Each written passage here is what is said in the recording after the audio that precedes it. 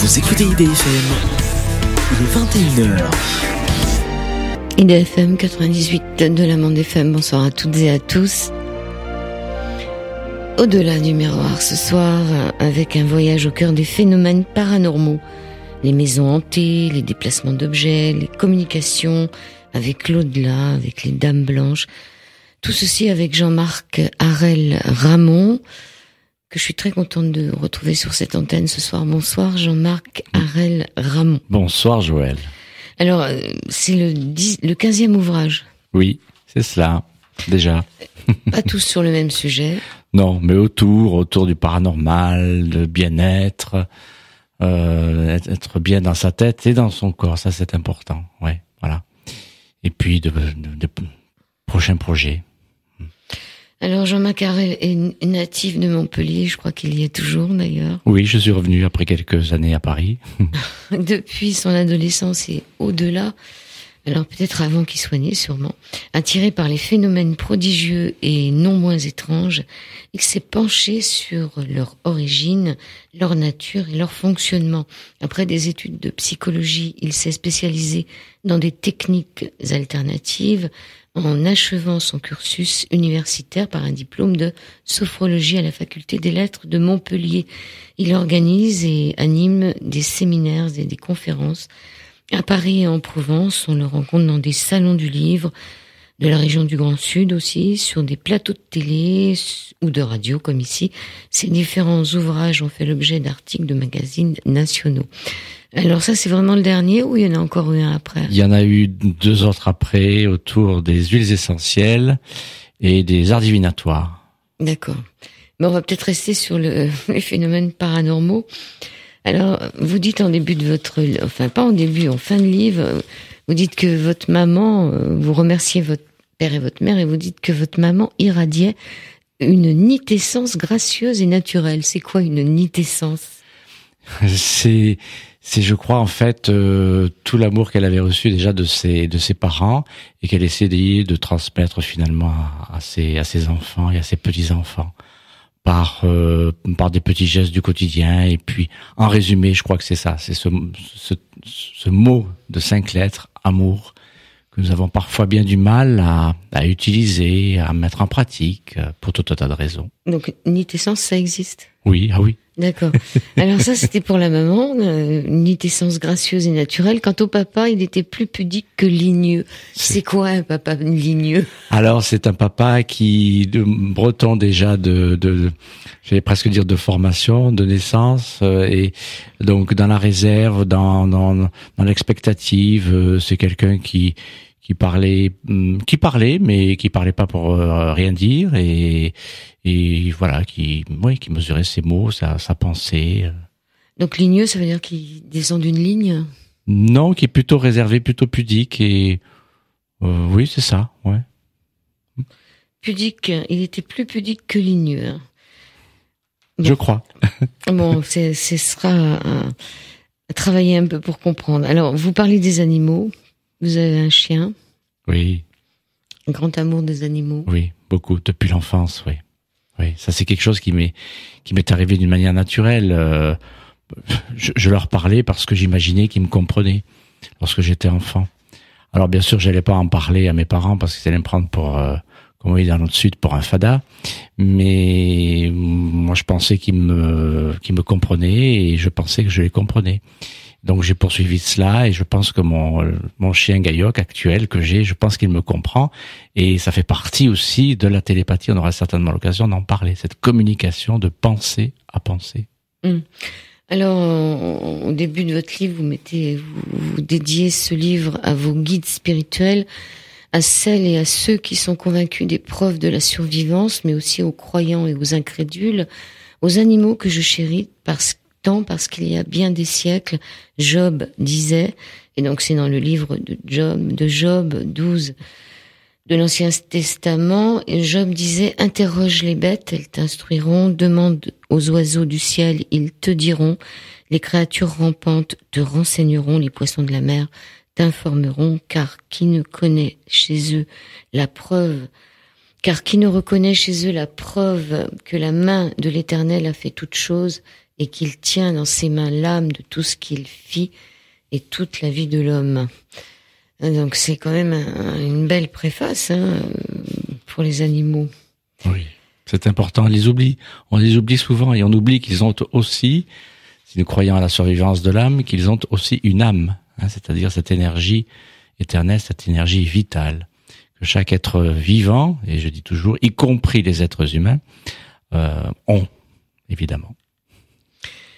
Alors ensuite, avant la première partie, vous dédiez aussi à un directeur de l'œuvre des orphelins d'Apprenti d'Auteuil, le père David Brottier. Vous connaissez la citation par cœur? Non, pas par cœur, non. Mais c'est vrai que c'est un homme qui croyait en l'invisible, et que les hommes soient visibles ou l'invisible, eh bien, il essayait de se persuader, de persuader aussi les autres que le monde visible et le monde invisible étaient deux mondes imbriqués l'un dans l'autre.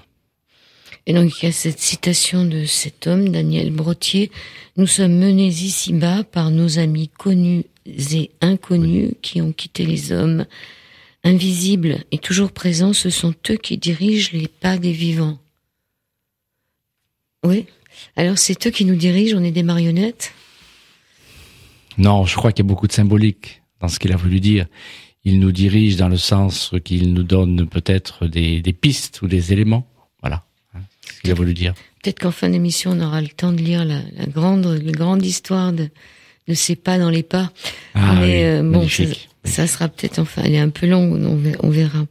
Alors, votre livre, ça parle de beaucoup de choses. Première partie, les pionniers de l'autre monde. Donc là, vous nous parlez des Sumériens, de l'Égypte et de tout ça. Mais moi, j'aimerais qu'on aille plutôt directement, parce que c'est un gros bouquin avec plein de morceaux, sur les spiritualistes et plus particulièrement sur Papus, sur Maître Philippe de Lyon et sur l'abbé Julio. C'est à peu près à la même époque, tous les trois. Oui, ce sont des êtres qui avaient le souci de leurs frères et sœurs humains, et qui avaient besoin d'être dans le service justement de leurs frères et sœurs. Alors ça peut être la guérison, ça peut être la pensée positive, ça peut être l'aide spirituelle.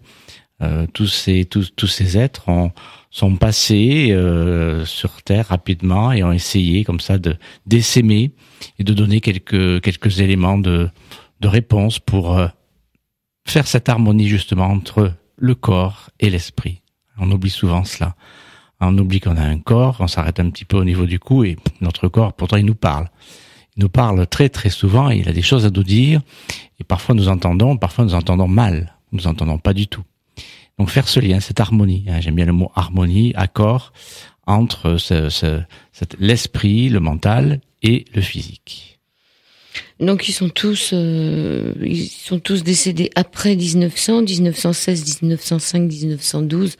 Ils sont pratiquement contemporains. On n'aurait pas pu les connaître parce qu'ils étaient déjà plus là. Mais qu'est-ce qui les relie vraiment tous les trois? Ils se sont connus tous les trois.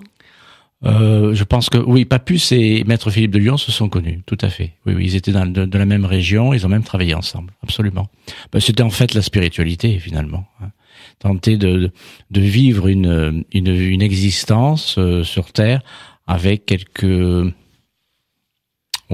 éléments de réflexion autour de la spiritualité. Comment bien vivre corps, esprit et spirituel du mieux possible, et essayer d'avoir moins de mots MAUX pour être plus dans le bien-être.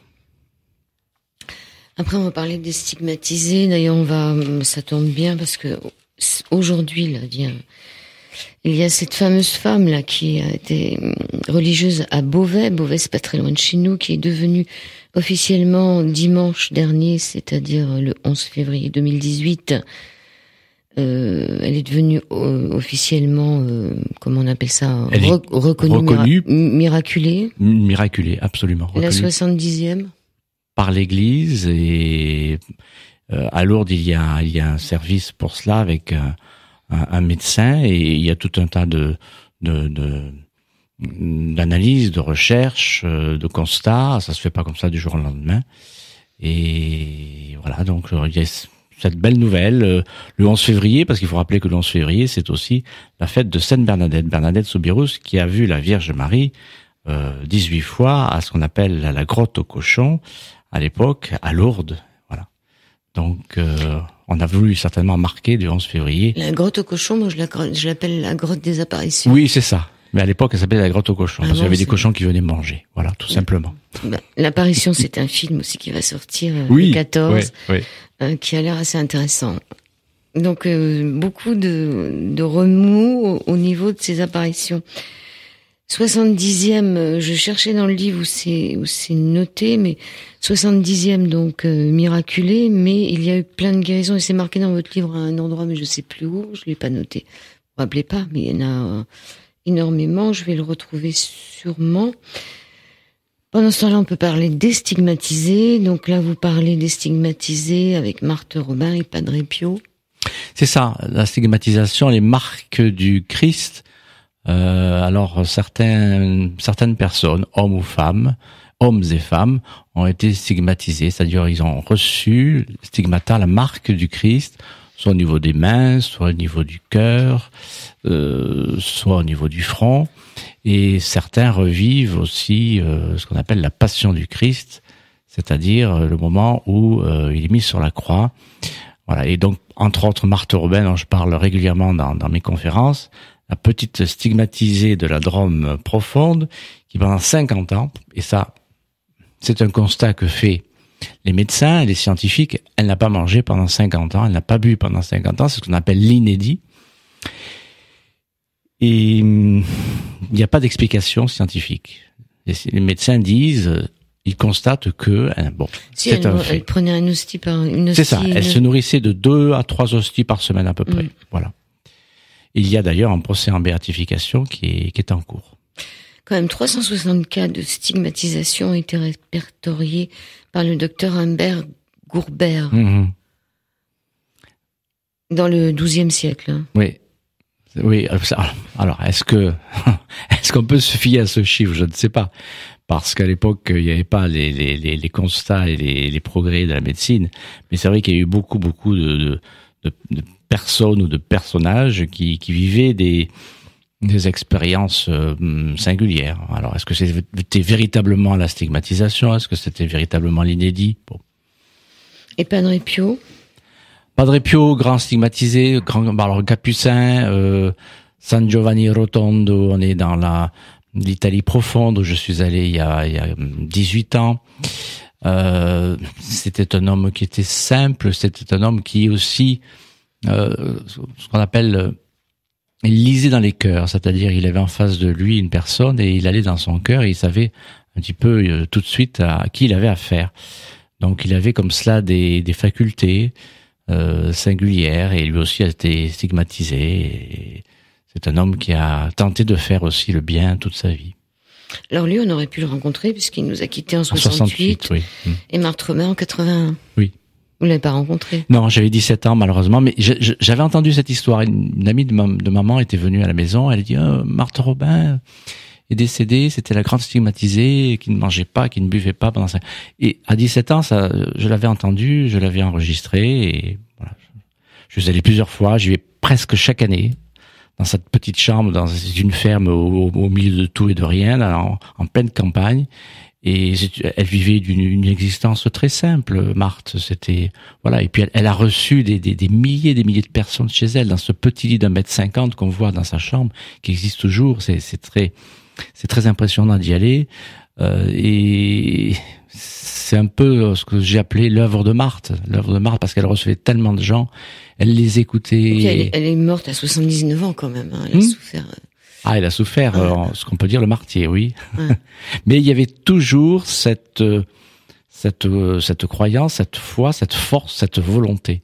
C'est ce qui l'a construite et c'est ce qui lui a permis d'être et de poursuivre pendant presque 80 ans.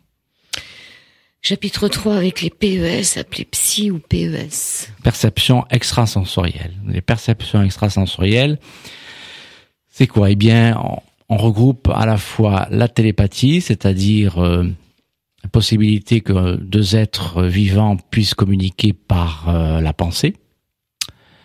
c'est la prémonition, c'est-à-dire qu'une personne peut avoir une prémonition d'un événement qui va se passer, et cette prémonition, son ressenti est tellement fort qu'elle le ressent, elle peut le percevoir, elle peut même le voir.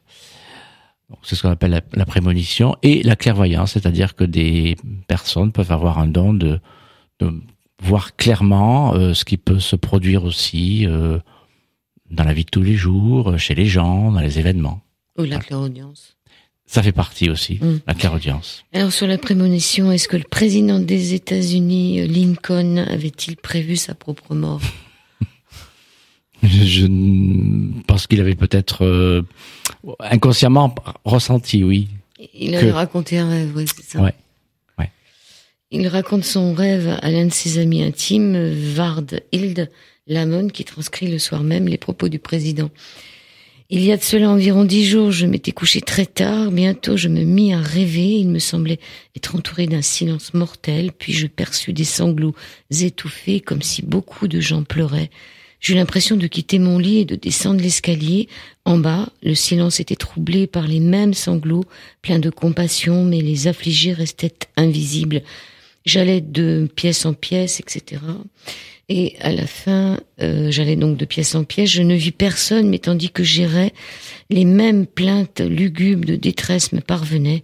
J'étais troublé et inquiet, résolu à découvrir l'origine de ces pleurs mystérieux. Je poursuivis mon chemin jusqu'au moment où je parvins à la pièce de l'Est, et devant moi se dressait un catafalque où reposait un corps habillé de noir. Tout autour, des soldats gardaient le catafalque. Il y avait aussi une foule de gens. Certains contemplaient tristement le cadavre dont le visage était recouvert. D'autres pleuraient avec compassion. « Qui est mort à la Maison Blanche ?» demandai-je à l'un des soldats. « Le président », répondit-il, « il a été tué par un assassin. » Quelques jours plus tard, le 14 avril 1865, Lincoln tombait sous les balles de John Wilkes Booth. Son corps fut exposé à la Maison Blanche dans la pièce de l'Est. Donc il a vraiment raconté sa mort. Il y a comme ça des personnes qui font ce qu'on appelle donc des rêves prémonitoires. Très très précisément, ils ont des images parfois qui peut les concerner, là c'en est un exemple flagrant, parfois qui concernent d'autres personnes qu'ils connaissent, et quelques heures, quelques jours, quelques semaines, peut-être quelques mois après, eh bien ce rêve prémonitoire se réalise. Alors il y a des rêves prémonitoires, on va dire positifs, il y a des rêves prémonitoires moins positifs, plus malheureux. Bon, personnellement, moi j'en ai fait quelques-uns comme cela de rêves prémonitoires, surtout lorsque j'ai eu 13 ans, 14 ans. En fait, c'était un peu marrant l'histoire parce que je rêvais, j'étais chez les jésuites et on avait chaque trimestre, on avait les examens. Ça, c'était terrible. Et en fait, je rêvais le sujet des examens. Alors, ça m'arrangeait bien parce que après, je bossais sur le sujet. Ça tombait toujours pile. Et puis forcément, j'étais pas le premier de la classe, mais enfin bon, j'étais dans les 3 premiers. Mais c'était quelque chose qui était, j'en parlais surtout pas à mes parents parce qu'ils allaient me prendre là aussi encore pour un dingo ou un fada. Ou un tricheur. Ou un tricheur aussi. Mais ça m'est arrivé, bon, quelques fois, pas tout le temps non plus, je veux pas exagérer. Voilà. Puis après, ça s'est estompé. Après, il y a eu d'autres rêves plus malheureux. Et puis j'ai demandé à l'autre monde qu'il s'arrête un petit peu parce qu'il me laisse souffler parce que je voulais pas non plus avoir des rêves prémonitoires trop négatifs et trop malheureux. Une petite pause.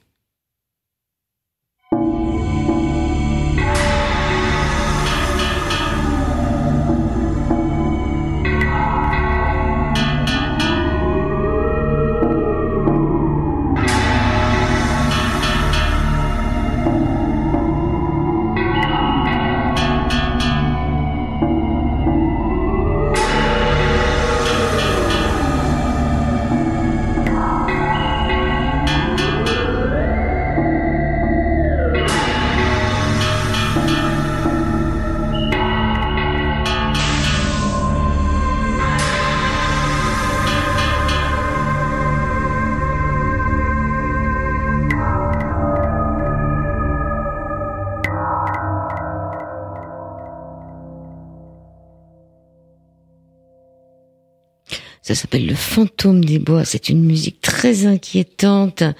Il s'appelle Alexandre Soupé.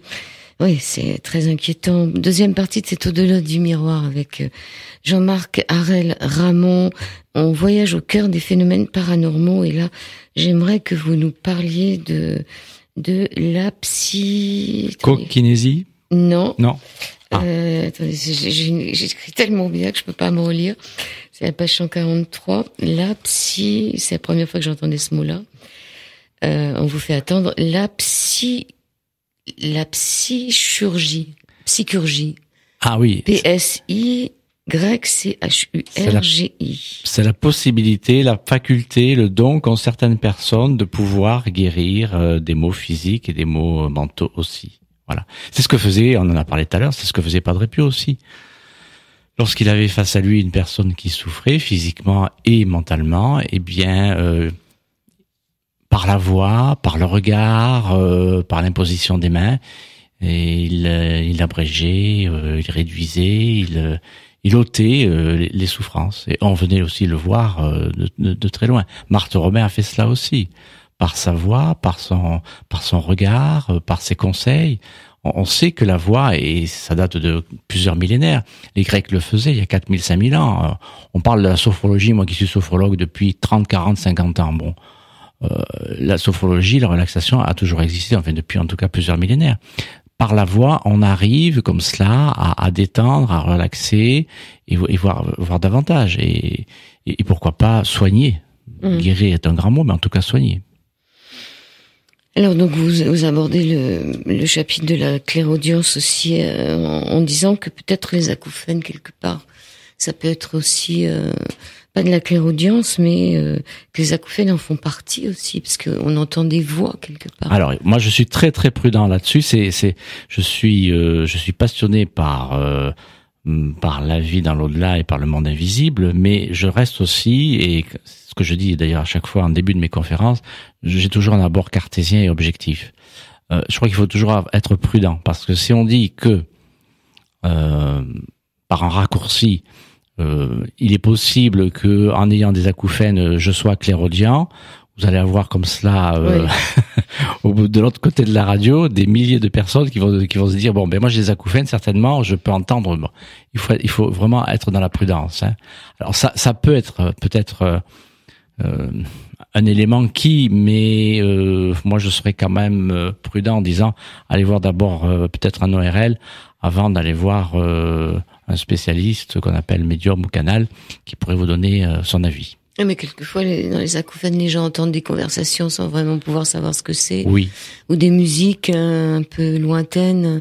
C'est comme s'ils étaient quand même entre deux mondes. C'est possible, mais il y a aussi beaucoup de personnes en HP, en hôpital psychiatrique, qui entendent et qui perçoivent des choses. Il y a aussi beaucoup de canaux, enfin, de messagers, de ce qu'on appelle des médiums, aussi en HP, évidemment. Alors, les communications avec l'au-delà, nous y sommes dans le chapitre 5 avec les communications avec l'au-delà. Si vous pouviez nous parler d'un certain Stéphane Osowiecki. Stéphane Osowiecki, oui, grand psychomètre, fin 19e, début 20e. C'est un Russe, c'est un médium, c'est un canal, c'est-à-dire c'est un homme qui reçoit, qui a des perceptions de l'autre monde, de l'au-delà, la quatrième dimension, on l'appelle comme on veut, et il est spécialisé dans la psychométrie. Alors c'est quoi la psychométrie ? En fait, il a la perception, en touchant un objet, d'en avoir toute son histoire. Et alors, il a accepté comme cela, de faire quelques expériences dans des laboratoires. Vous savez que les Russes sont beaucoup plus avancés que nous, Européens et nous, Français, sur la parapsychologie, sur les domaines de la parapsychologie. Et l'expérience consistait à mettre dans une enveloppe un mot, un groupe de mots, 2 ou 3 phrases.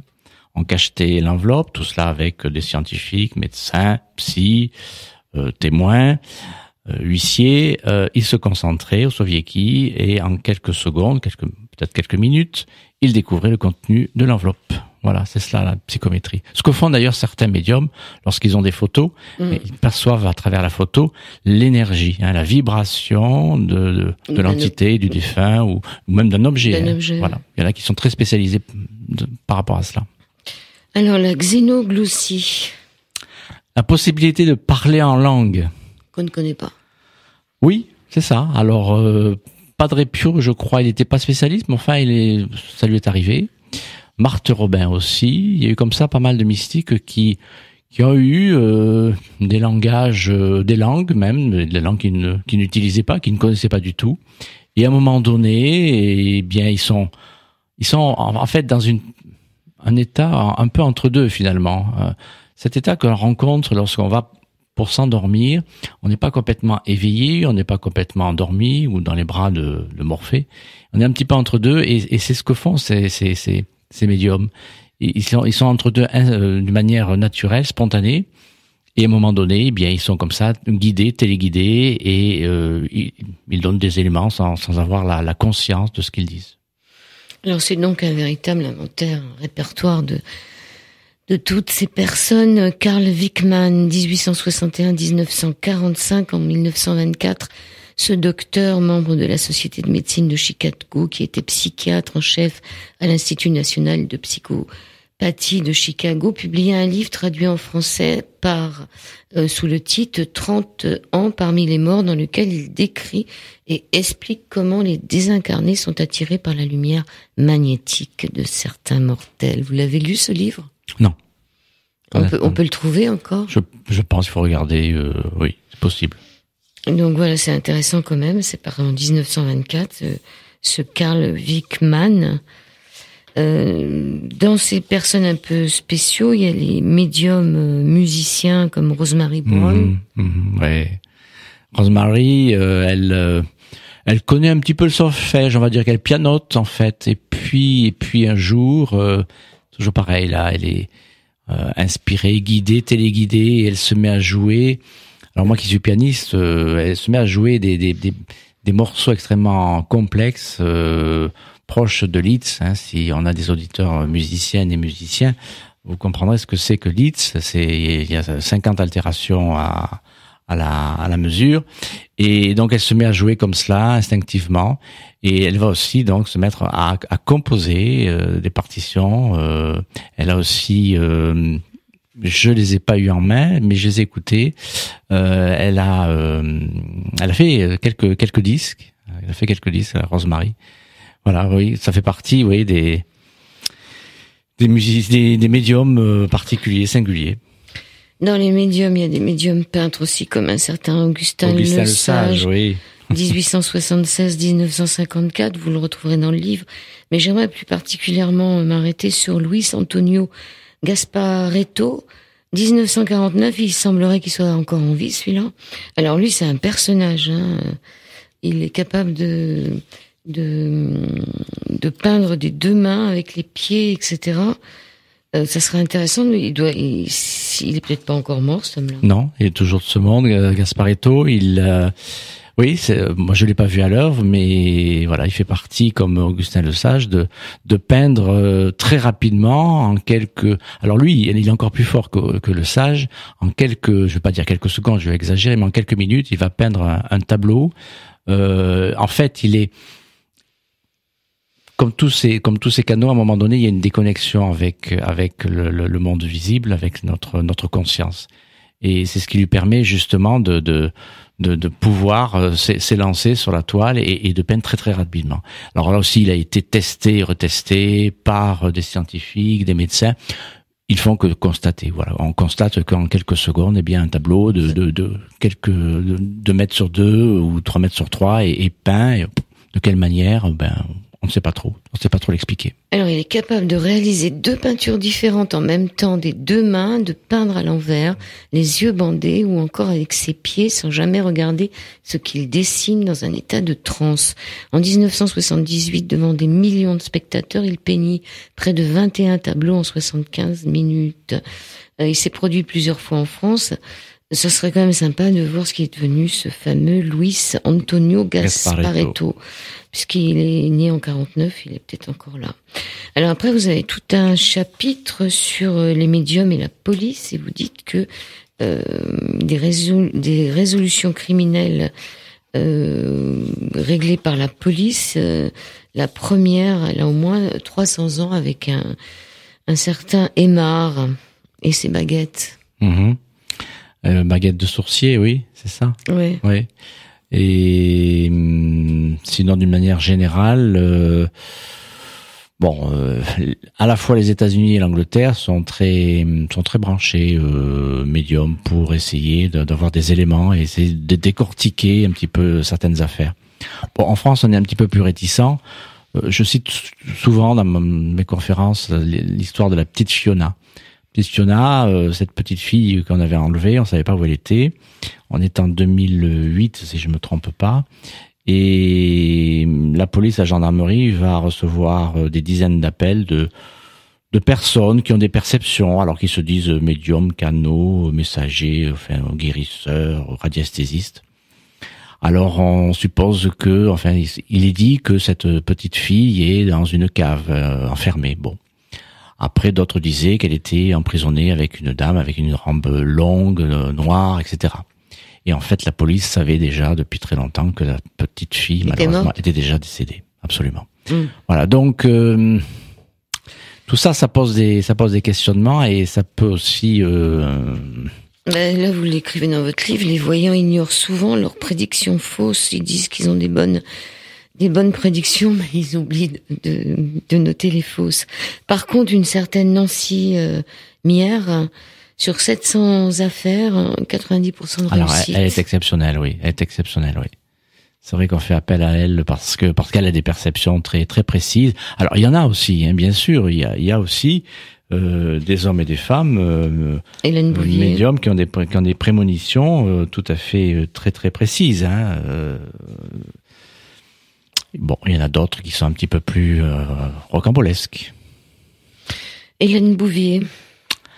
Eh oui, Hélène Bouvier, 1901-1999, je l'ai connue 2-3 fois sur Paris. Oui, là oui, parce que c'est vrai que je suis allé, pour tout dire, hein, je suis allé cet après-midi, j'ai fait le tour deux cimetières. Je suis allé à Bagnolet, je suis allé sur sa tombe. C'est une dame que j'aimais particulièrement, même si je l'ai vue que 2-3 fois sur Paris, et qui a donné sa vie au service des humains et des animaux parce qu'elle vivait à Paris avec une 40aine de chats dans son appartement. On dit que les chats sont très médiums. Elle était spécialiste dans la communication avec l'au-delà et aussi de la communication avec l'âme des animaux. Et elle retranscrivait ce qu'elle entendait et elle a comme ça donné des preuves de survivance à des centaines de personnes en direct, en public, autour des animaux. Il y a une histoire de la petite chèvre dans le bouquin, entre autres. Elle a écrit une nouvelle preuve de survie, une nouvelle preuve au pluriel, dans un chapitre survie animale. Elle débute ainsi: pour tous ceux qui aiment les animaux, je n'hésite pas à donner encore quelques exemples de survie animale. La souffrance animale est si grande, si terrible, plus effroyable même que l'on ne peut l'imaginer.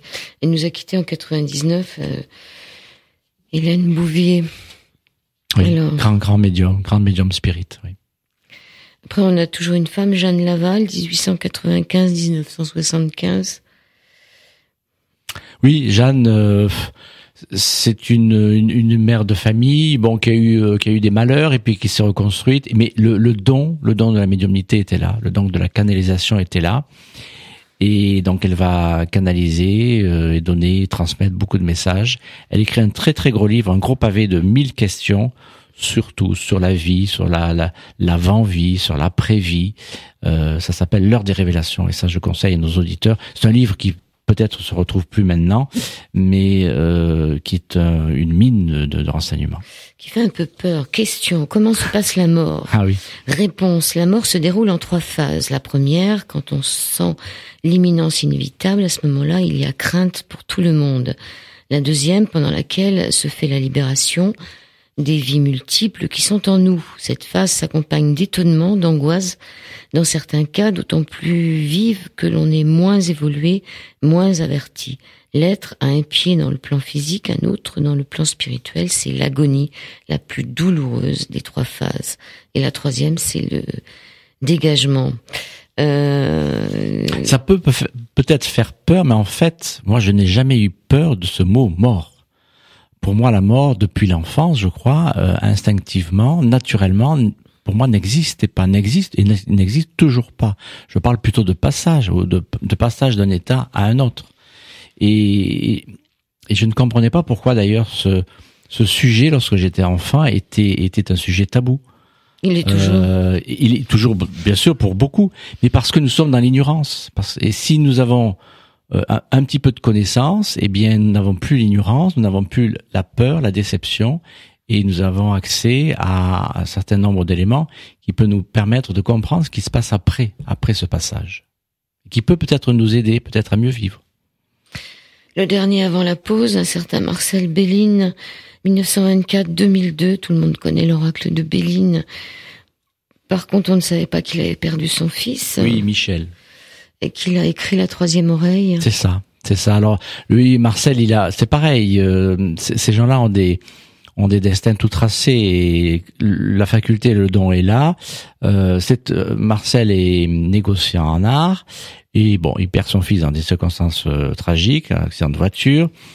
Et puis, il va entendre des choses, il va écrire, etc. Mais il n'y croit pas.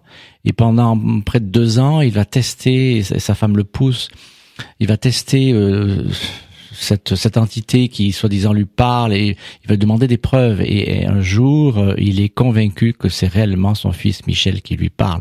Et il va écrire un très très beau livre qui s'appelle justement La Troisième Oreille. Un extrait de La Troisième Oreille, un nouveau monde doit commencer. De nouveaux mondes plus proches du nôtre, ne cherche pas de réponse à tout. La vérité, c'est la générosité, ce serait d'être juste, d'aimer ce qui n'est pas soi un peu comme soi-même. La force de lumière, c'est choisir. Aimer, c'est simple, un grand amour venant du cœur qui fait que l'on accepte tout sans rien dire et qui n'a pas de fin. Toute prière jaillit en petites lumières de couleurs différentes qui en indiquent la provenance. Et un peu plus loin, il écrit « La souffrance, les épreuves sont nécessaires à la connaissance. Elles frappent inévitablement les meilleurs qui sont les plus vulnérables. » Ça, cette phrase, elle m'a... La souffrance frappe les meilleurs qui sont les plus vulnérables. On va y réfléchir.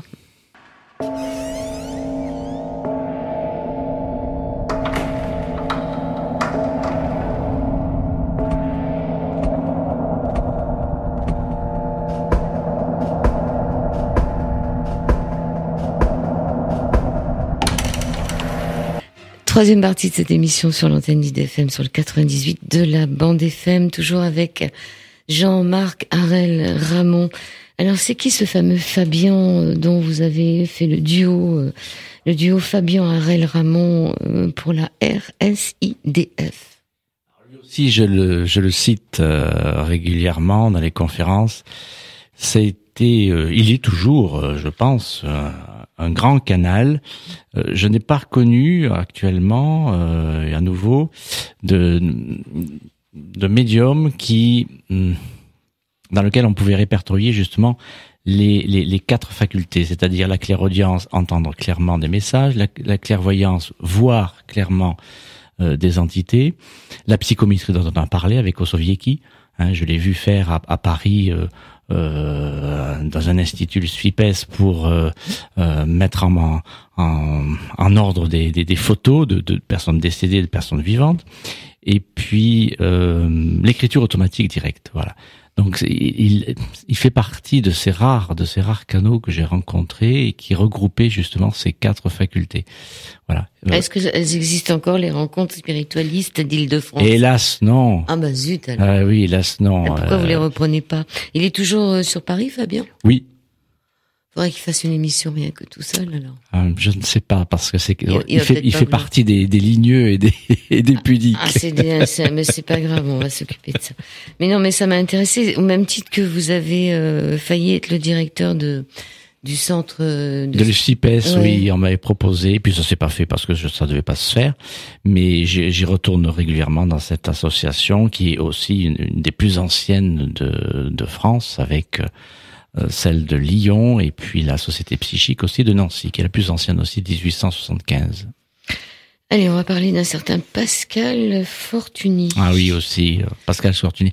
Il fait partie, quand on regarde certains anciens, certains aïeux, certains maîtres, certains guides, de ces personnages qui avaient une grande barbe. Alors on dit que lorsqu'on avait une grande barbe à l'époque, même si maintenant c'est à la mode, la barbe, depuis 2-3 ans, c'était des hommes qui avaient une certaine sagesse. Bon, alors, je sais pas à partir de quel âge on devient sage. Quand la barbe est longue. Quand la barbe est longue. Alors lui, il en avait une particulièrement longue. Et c'est vrai, on voit sa photo. Voilà, c'est pareil quand on lit. Eh bien, il devait être cet homme, cet être humain dans tout son amour, sa générosité dont on parlait tout à l'heure de Béline,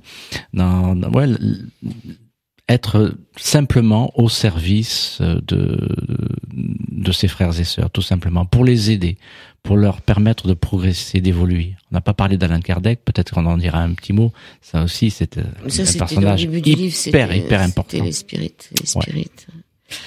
Alors, ce fameux Fortuny dit, en ce qui concerne les médiums, il fut l'un des rares à aborder le danger d'épuisement qui les guette, ces fameux médiums. Oui. Il y a des risques à être médium pour peu qu'on n'ait pas un bon sens équilibré, beaucoup de fermeté de caractère et une heureuse santé physique. L'exercice du don, à la longue, a fatigué plus d'un sujet. Que l'invisible vienne chez nous, s'il lui plaît, mais qu'il n'y s'y installe pas. Oui, c'est un point capital que vous touchez là, Joël, parce que se termine actuellement aujourd'hui Parapsy, un grand salon de la voyance et la médiumnité sur Paris. Et lorsqu'on se balade dans ce salon, moi je vais plus depuis très longtemps parce que j'ai pas grand chose à y faire. Ils sont ou elles sont toutes et tous médiums d'arrière grand-mère à petite fille, etc. Et ils sont tous là-haut à leur service. Et donc attention, soyez prudents lorsque vous consultez un voyant ou un médium.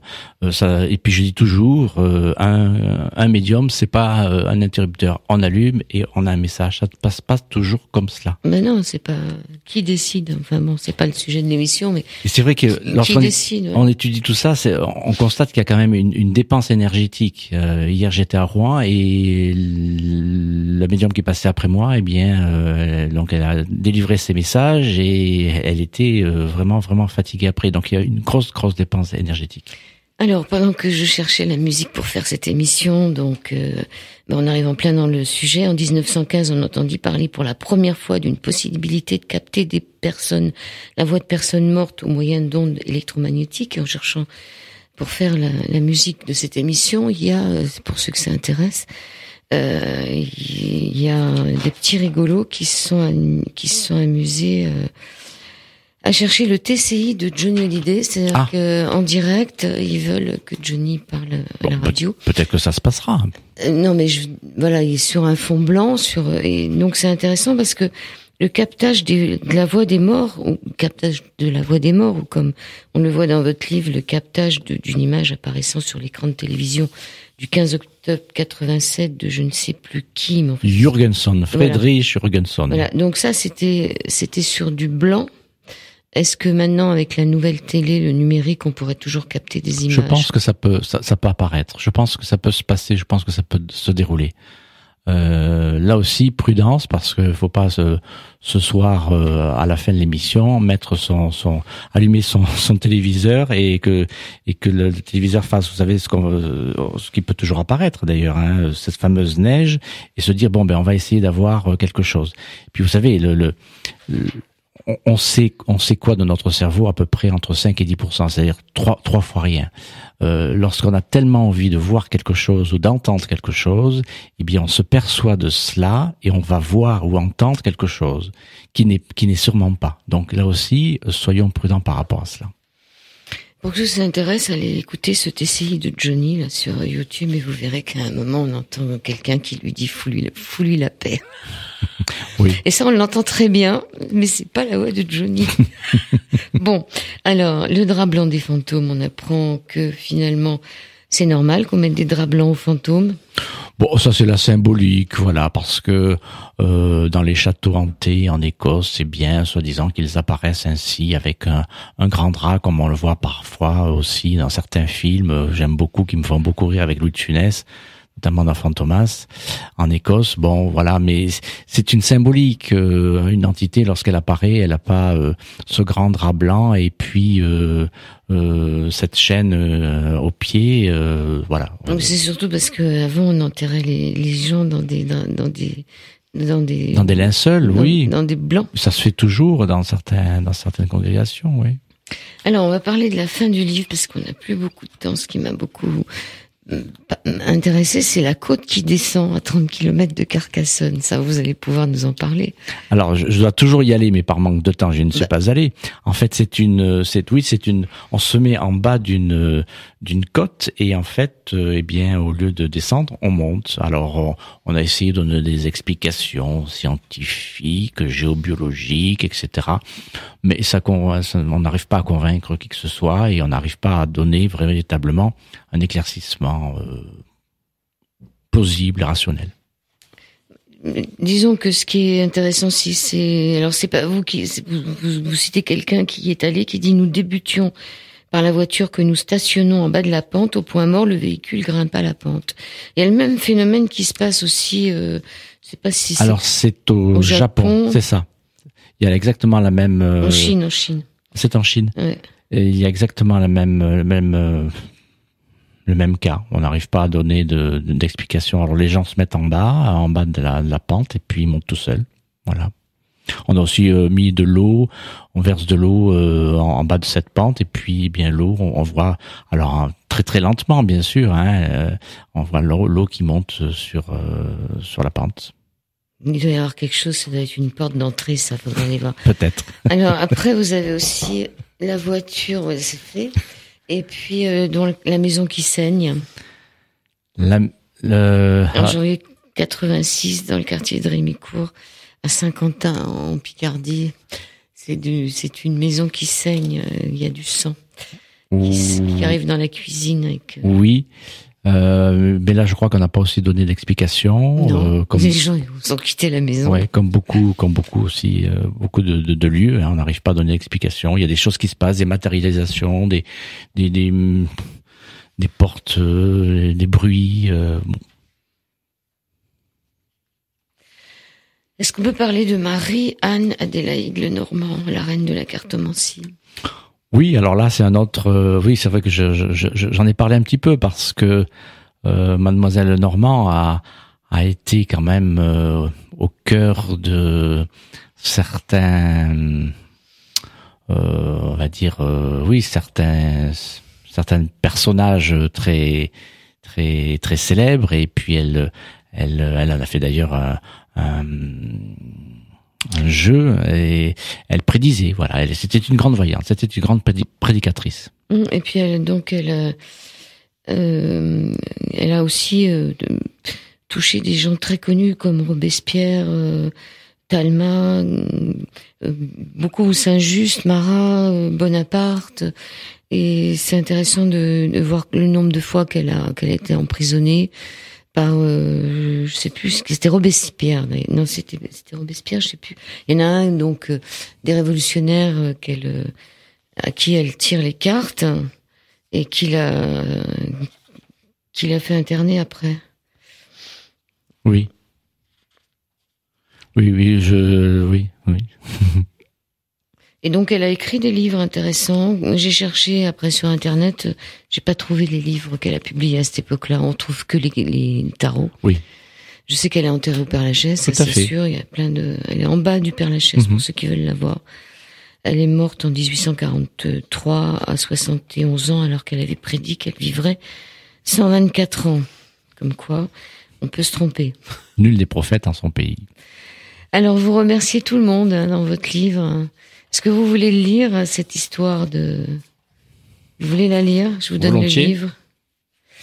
Dans votre conclusion, vous parlez... Permettez-moi de partager avec vous, sous la forme d'une péroraison, un remerciement plus encore à l'au-delà qu'à Dieu. C'est lui qui a écrit, donc il va le lire. C'est une très belle histoire. Une nuit, j'ai eu un songe.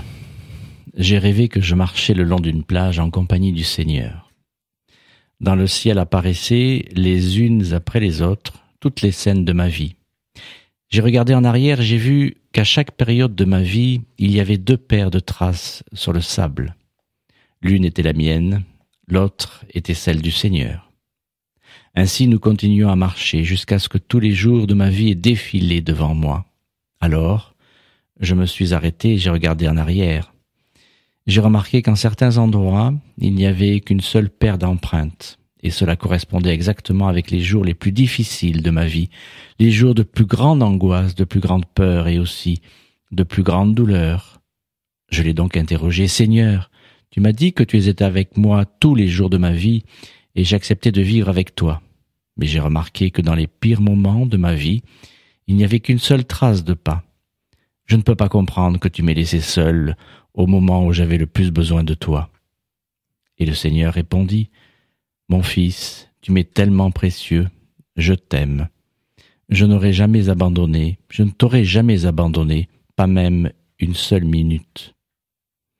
Les jours où tu n'as vu qu'une seule trace de pas sur le sable, ces jours d'épreuve et de souffrance, eh bien, c'était moi qui te portais. » Très jolie histoire de pas dans le sable. Voyage au cœur des phénomènes paranormaux, publié chez JMHR, ça veut dire Jean-Marc Harel Ramon, c'est son propre auditeur. On le trouve où on veut, hein. Vous avez un site internet. En tout cas, voilà, site internet avec mon nom ou une page Facebook qui racontera un petit peu tout ce que je fais. C'est un gros livre où il aborde tout un tas de sujets, avec un glossaire à la fin, quelques illustrations. Qu'est-ce que vous pourriez dire pour terminer l'émission ?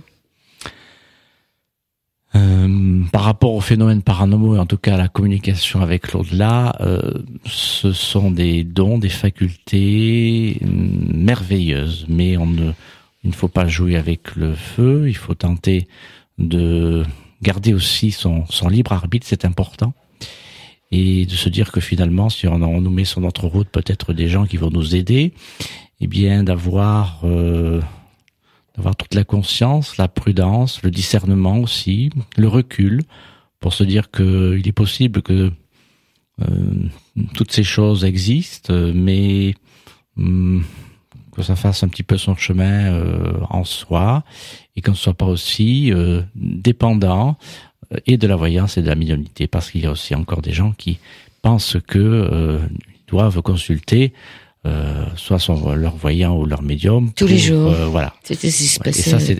Et ça peut être grave aussi. C'était ce qui se passait avec Mademoiselle Lenormand. Alors, le 22 décembre 1995, c'est une date où vous avez rencontré votre père. Ah. Vous l'avez revu depuis ? Non, non. Parfois j'ai des ressentis, parfois j'ai des perceptions.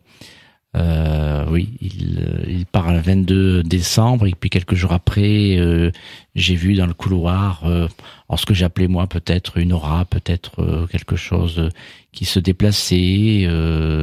Mais j'étais persuadé, j'avais l'intime conviction que c'était lui qui passait me faire un petit coucou. Une citation ? J'ai déjà toutes les citations, donc j'en ai déjà donné pas mal, mais c'est des grandes citations. Demande aux oiseaux du ciel, ils te diront. Job. Merci beaucoup à vous, Jean-Marc Harel Ramon. Merci Joël. Beaucoup. À très bientôt. Alors, ça part.